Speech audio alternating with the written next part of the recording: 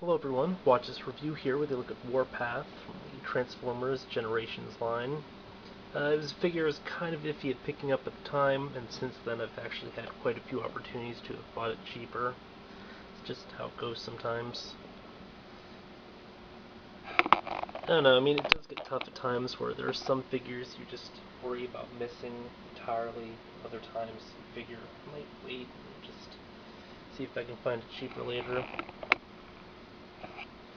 Yeah, this was one of those times when I could have found it cheaper later pretty easily, but hey, whatever. It's still a decent looking figure, or at least it looks like it's going to be a decent looking figure, but let's take a closer look. Alright, so Warpath's robot mode is, I don't know, kind of goofy looking. You know, it's alt mode slash vehicle. I guess also, I don't know, something about it's a little silly looking as well, but I really love the transformation on this guy. Especially the whole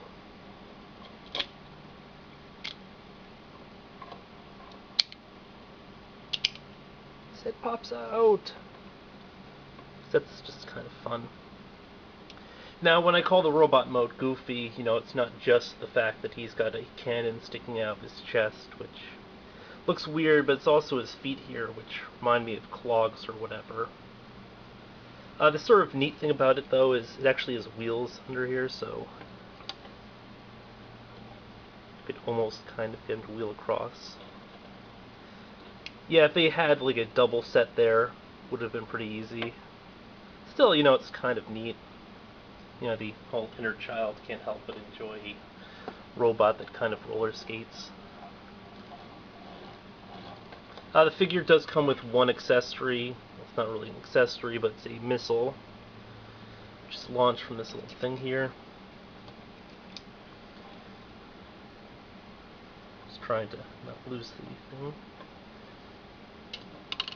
Pulls back, fires, has a pretty decent range.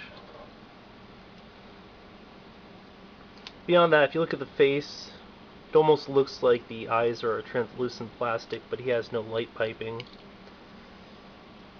There's a huge gap here in his sort of forearm right above the fist, which is kind of funky. It has to do with the extra space allotted for the transformation, I guess, but I still wish they had done something to sort of close it up a little bit, because it's just kind of visible. Other than that, you know, no real kibble to speak of. I guess arguably this little portion here, but it sort of blends in well, which is neat. And then when he's actually in his robot mode, you obviously can't see much kibble either, because it's a tank and it's pretty close to the ground. Not a lot of color or decoration or anything on these, but it's kind of to be expected. He does have the Autobot logo emblazoned on both of his forearms here. Here. Then he has this Zowie on the sides. And then K490W. I don't know what these mean.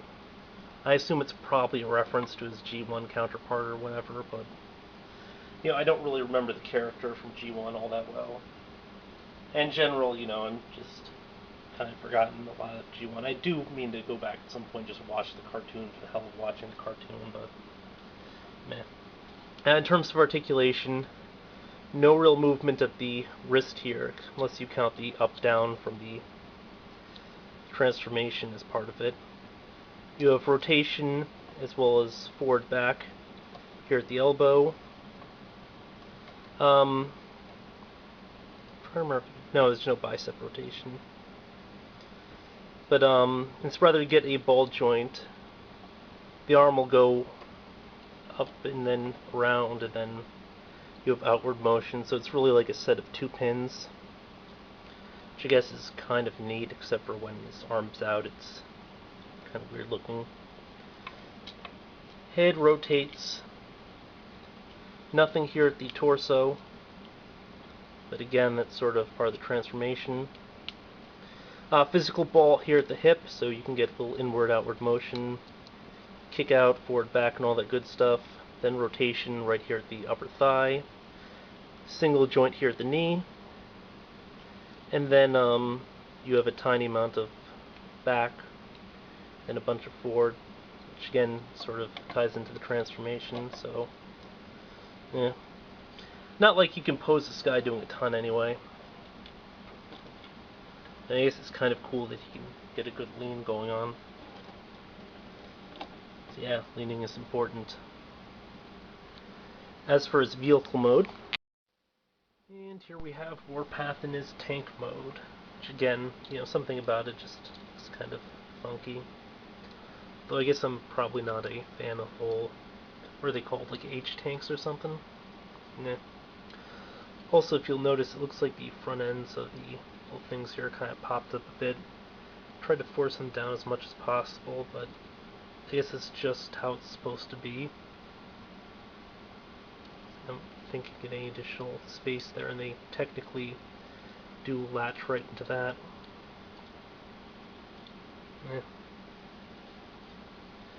But yeah, you could choose to display him with those little missile accessory in, but he looks really, really stupid.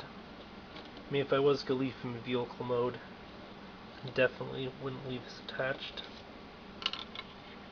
Although, frankly, I think I like the robot mode better anyway, so that's probably how I'll have him displayed.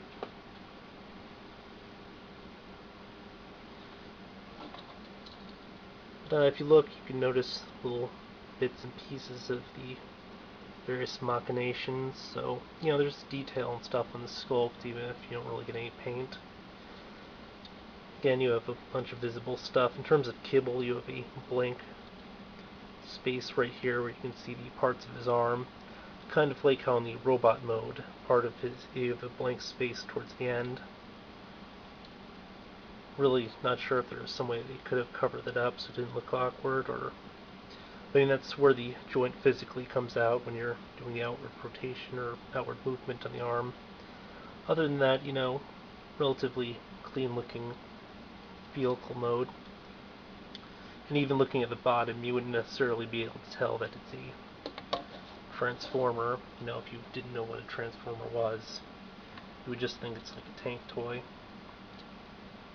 But no, he's in disguise. I really like that. It's so cool. But yeah, let's jump on to the transformation sequence. Okay, the transformation sequence is pretty simple. I mean, it's a lot of individual components. First off, you flip out the two panels here in his forearms. You go out opposite ends, flip in the fists, and this goes in and connects to the shoulder. Kind of has to be spanned right, and then pop in this behind. Same procedure for other arm. Again, just has to really line up with this part up here on the shoulder. I actually kind of like the look of this, where he's kind of got the arms done. It's got sort of a retro appeal to it.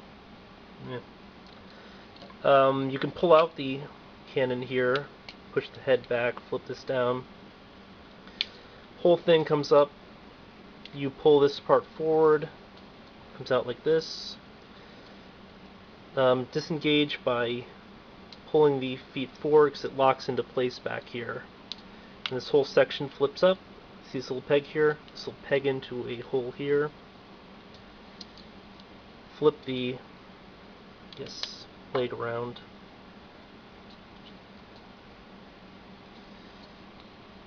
Then these two parts just connect directly into that. Fortunately, lining them up is kind of a pain. There's a lot of motion there. Then the midsection folds in on itself, this part clasps into here, and you have his tank mode, assuming that this part isn't flipped out again.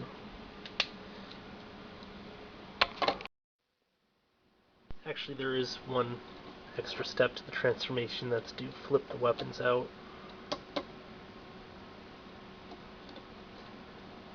I don't know if it makes a huge difference when you're displaying it, though. Yeah. Also, if you remember the packaging shot, actually the guns were reversed on the packaging. the missile launcher was on this side, this thing this side. Not a big deal, but sometimes they just do these random things within production. Yeah. Now to transform him from vehicle to robot, you just flip those things in first, just to get them out of the way. Now while you can just push the cannon in to flip the head out, you usually want to flip up the hatch.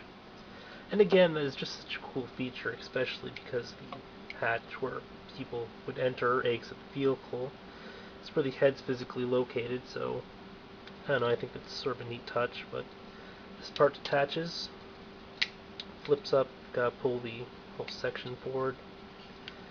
This folds in on itself, and then you just have to keep the back portion straight while you're to clip into place. The arms, once again, flip this part out. And just, I guess, try hitting that with your nail or whatever, if it doesn't work.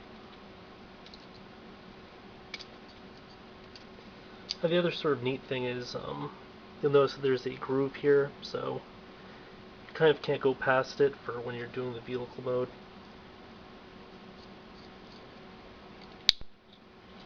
So I mean, it always means that your tank's things will line up properly. This disconnects, this moves out, flips around, again, needs enough clearance to get over here. Flip that. And yeah, very, very quick transformation. If I wasn't fumbling around with it, probably could do it in like 30 seconds. So that's neat, especially because it's the deluxe and the larger ones or slightly larger ones you would expect to take a bit longer in the transformation. But yeah, this has been Warpath. Really like this one. Mostly picked it up just because for a sense of symmetry, I suppose. See, I had a blue jet, figured, you know what, kind of want a red tank. Sort of mixes and matches, but yeah, I mean, it's a pretty cool figure in its own right, even if it looks kind of goofy in both of its modes.